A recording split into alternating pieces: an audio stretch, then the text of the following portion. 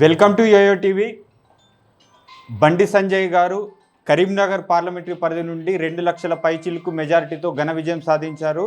దాంతో పాటు ఈ ఘన విజయానికి తీపి గుర్తుగా కేంద్ర ప్రభుత్వం కేబినెట్లో చోటు అవకాశం కల్పించింది. తన ప్రమాణ స్వీకారోత్సవాన్ని తిలకించేందుకు కొందరు ముఖ్య నేతలు మరియు కార్యకర్తలు ఎంపీ కార్యాలయానికి విచ్చేశారు. వారితో మాట్లాడదాం.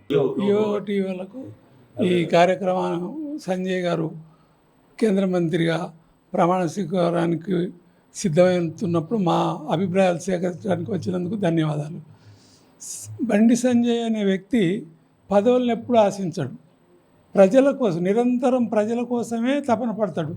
ఆయనను కార్పొరేటర్ అప్పటి నుంచి చూస్తున్నా అర్ధరాత్రి తలుపు తట్టినా ప్రజల కోసమే ఉంటాడు. ఆయన తపన పేద ప్రజల కోసం. పదవులు ఎప్పుడు ఆశించలే. ఎంపీ టికెట్ వచ్చినాక ఎంపీ గెలిచినాక ఆయన రాష్ట్ర అధ్యక్షుడు ఆశించలే. ఆయనకి వరించింది.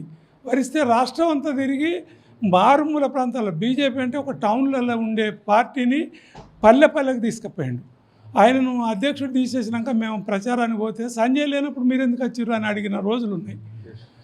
ఆయన పదవుల కోసం ఆశించాడు. ఇవాళ కేంద్ర మంత్రి పదవి అంటే పదవికి ఆయన వన్నీ తెచ్చుడు కాదు, పదవికి ఆయన వన్నీ తెస్తాడు. ఏ పదవి ఇచ్చినా సామాన్య జనాలు గుండెల్లో ఉండే వ్యక్తి, పదవులు ఆశించే వ్యక్తి కాదు. ఆయన శ్రమను చూసి ఇవాళ వాళ్ళ శ్రమను గుర్తించి ఆయనకు పదవి ఇచ్చారు. ఆ పదవికి అలంకారం తీసుకొస్తాడు. ఇంకా మన తెలంగాణకు ఎంతో అభివృద్ధి చేస్తాడు ఆయనకు పదవి ఇచ్చినందుకు. సంజయ్ అనే వ్యక్తి నా భూతో నా భవిష్యత్తు. ఆయన ఒక ప్రభంజనం, వ్యక్తి కాదు. తెలంగాణలో సంజయ్ అనేటోడు ఒక ప్రభంజనం. ఒకప్పుడు ఎన్టీ రామారావుకు ఉన్న ప్రభంజనం దాటిచ్చిండు. ఆయన కదిలితే పోలీసులు కూడా ఆపలేదు జనాన్ని. అక్కడ ఏదో లొల్లైంది, అది మునుగోడ దగ్గర చెంగిచెర్ల. ఈయన పోతే పోలీసులు కూడా ఆపలేకపోయారు. అంత జనం వచ్చారు. రాష్ట్ర తిప్పితే ఈయన అడుగు పెడితే ఎంత వేల సంఖ్యలు వచ్చారు. అంటే ఆయన మీద అంత అభిమానం ఉంది. మనసులో పెట్టుకున్నారు. ఆయన కనబడితే చాలు. అలాంటి వ్యక్తికి పదవి వస్తుందని మాకు తెలుసు. పదవికి న్యాయం చేసే వ్యక్తి. పదవికే న్యాయం చేస్తాడు ఈయనను వరించి రాలే పదవి. ఈయన కష్టార్జితానికి శ్రమ పడ్డకు ఆయన శ్రమను మీరు కూడా చూసి ఉంటారు. ఆయన అధ్యక్షుడు తీసినాక అయినా కూడా ఆయన ఎంత తిరగాలో అంత, ఎక్కడికంటే ఆడికి పోతాడు. ప్రజలకు అవసరం.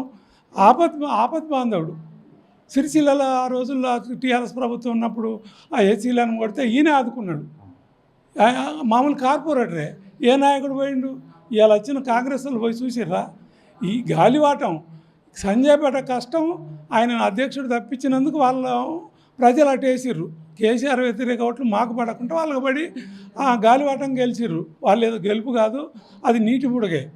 ఫ్యూచర్లో తెలంగాణను మళ్ళా సంజయ్ తీసుకొస్తాడు. తెలంగాణలో అధికారం తీసుకొస్తాడు. ఈయనను గెలిపించినందుకు భారీ మెజార్టీతో ప్రజలందరికీ పార్లమెంటు పరిధిలో ఉన్న ప్రజలందరికీ, ఓటర్లందరికీ ధన్యవాదాలు తెలుపుతున్నాను.